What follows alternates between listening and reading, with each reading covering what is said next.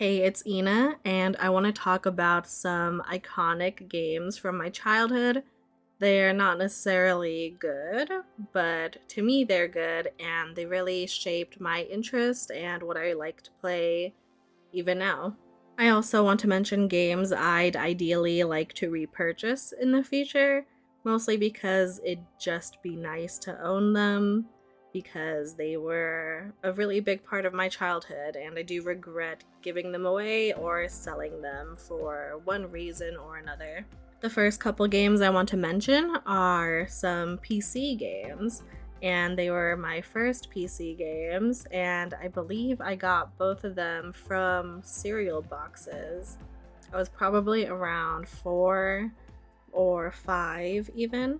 Back in the early 2000s, some cereal brands used to give these really short games with their cereals, and they were really fun actually. I know one for sure is a cereal box game, the other I'm not positive on. The one I'm not sure about is this Winnie the Pooh alphabet game that I used to play when I was younger. I remember sitting by my parents' giant white box computer and just picking the alphabet from the Winnie the Pooh honey pots. And I think that's really what helped me read really fast when I was younger. I don't remember what it was called though, so if anyone happens to know, please comment below. The second game I remember very clearly, and I see that other people on the internet are also aware of it. It is the Captain Crunch Crunchling's Adventure, and that game was my very first platformer. And it was super fun, and I remember being obsessed with it, and I would play it all the time. Besides that, at school, I remember I would play Nancy Drew whenever we had free times in the computer lab. I think that was my first introduction into like the horror genre, because there was some scary games that I played. And I never played any horror games after that because I am too scared to try them. But later on, I finally got a Game Boy Advanced SP for Christmas, I think, or maybe it was my birthday. I don't remember. I just remember it being red, and it was like my baby for a bit. I loved my Game Boy Advanced SP, and I would like to buy one again because nostalgia, really, and I do enjoy the Game Boy games a lot.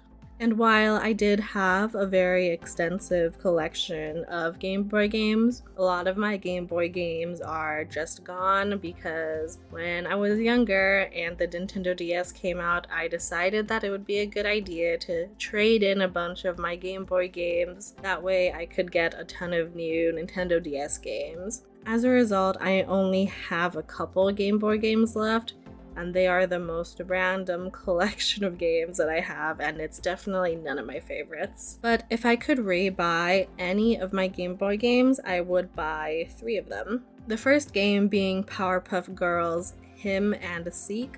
I don't know if I ever actually beat this game, but I do remember playing the Frogger section with Mojo Jojo a whole lot. And who knows if I even got past it, to be honest. Maybe I did. If I did, I have no recollection of it. I remember the Frogger section of this game so clearly because I spent so much time on it. And it looks like it goes for pretty cheap on eBay, so I might just grab it and see if I could blast through it because I had a really fun time with it when I was younger. The second one is Hamtaro Ham Ham Heartbreak. I freaking love that game, man. Ham Ham Heartbreak and just Hamtaro as a whole was one of my favorite things when I was younger, and I played that game so much. And similar to the last game, I don't remember if I actually beat it. I think I got close. I think the final area is the castle. I don't remember, and I don't think I ever actually beat it. And it's an easy game to emulate, but I just want my own copy,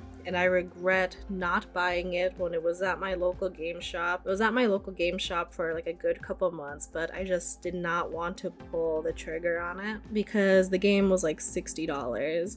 I just need to accept the fact that if I want to buy some of these older games, I'm gonna have to fork out more money for it just because of how the market is now, even if it really depresses me. Because I did not want to spend $60 on a Game Boy game, but someone else did, and now that game is gone. My boyfriend actually has a copy of Ham Ham Heartbreak, but it doesn't work. So it's like I'm so close, yet so far all the time. The last game I'd like to rebuy is Pokemon Pinball Ruby and Sapphire. I loved Pokemon Pinball. I played it all the time when I was younger, and I just, I love a good pinball game. And also I love Pokemon. I would love to just build up my Pokemon game collection even more. But as anyone in this hobby knows, Pokemon games are extremely expensive for no reason. Even this Pokemon pinball game is ungodly expensive, and I see it on eBay going for so much, and it's really, really annoying.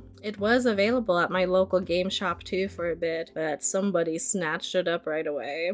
So I never even got a chance to ponder if I wanted to buy it or not. But I already know, because that place loves to upcharge Pokemon games, that it probably would have been expensive. Luckily for me though, since I traded in all my Game Boy games or sold them or gave them away for some reason, I have an abundance of DS games. And also when I got my DS games, I was older and I saw the importance of keeping them. So I have a good amount of my original DS collection still, which I've shown on video, and I'm really happy about it, but there are still some games that I do miss. I don't remember if I traded them in or if I lost them, but they're not in my collection anymore. The only game that I'd really want to repurchase is Digimon Dusk. I think I had Digimon Dusk and Digimon Dawn, but I lost both of them, which sucks. I don't remember if I traded them in or if I just lost them to time, but they're gone, and it really upsets me because I really loved those games. And those games are also a little bit pricey on the aftermarket too. Plus, I don't think I ever actually beat it. When you're young, you play a ton of games, but sometimes beating them wasn't exactly your priority. And I would love to go back and play it because as much as I loved it, my memory of it is not that strong. Lastly, for the Nintendo line, I want to talk about some Wii games that made up my childhood. I didn't get into the big consoles like PlayStation or Xbox until later, so I played a lot of my home system games on the Wii. And I actually don't have a Wii anymore. We gave our Wii away, and as a result, we lost also a lot of the games. But if I could get anything from that collection back, I would probably just want to play Super Mario Galaxy again, because I really enjoyed that. And then I would also want to repurchase Animal Crossing City Folk. I know that's not exactly the most popular one in the series, but that was one of my games, and I really enjoyed it when I was younger. Besides that, I did play a lot of games on the Wii, but I think Animal Crossing City Folk was one of my favorite gaming experiences, but I did spend a lot of time on the Wii. I had a lot of games back then, and it's just hard to remember what stood out to me for the Wii for some reason. Lastly, I just want to end on a bit of a shout out to my PlayStation 3. I didn't get to play any PS2 games when I was younger. I got into the bigger consoles pretty late. I think I bought my PS3 around 2012 or 2013, and it was a Christmas gift from my parents, actually. I didn't buy it, but my first game on the PS3 was Uncharted 3, and it was so fun. That was my first big adventure game, and also my first third-person shooter, I think. And what an introduction. I really fell in love with adventure games after that, and I really enjoyed Nathan Drake as a character, because Uncharted 3 was just very eye-opening to me to what games could be, because I never got to play anything like that myself. And then I have a similar story with Final Fantasy 13 too. I didn't really know anything about the Final Fantasy series, and I just bought it because I thought it looked cool and there was an anime woman on it, so that's why I bought it. And as much as 13 gets crapped on a lot, I really enjoyed it for what it was at the time because I didn't have anything to compare it to. That was my first real JRPG. I remember having a lot of fun with the time travel mechanics and the characters, and really trying to figure out how to build my team and the roles that they had to play and how to build up each character around each other. And it was a very fun experience. Again, something completely new to me because I never experienced a game like that before. And after that, my gaming experience just continued to grow from there.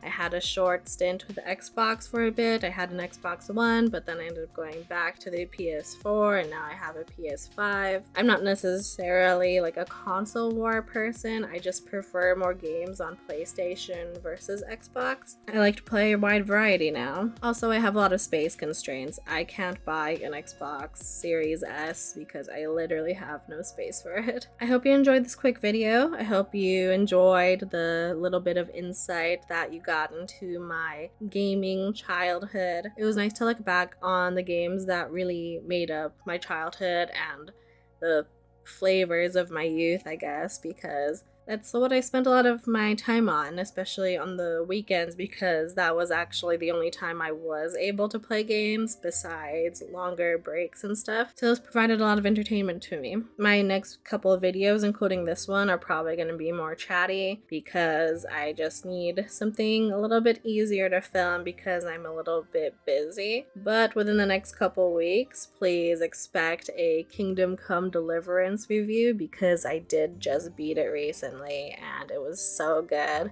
I'm excited to do a review on it and I want it to be good, so I want to take my time on it because I feel like the game deserves it and it was really fun. And I also want to give like good constructive thoughts on it. But anyway, I hope you enjoyed this video again and I'll see you in the next one. Bye.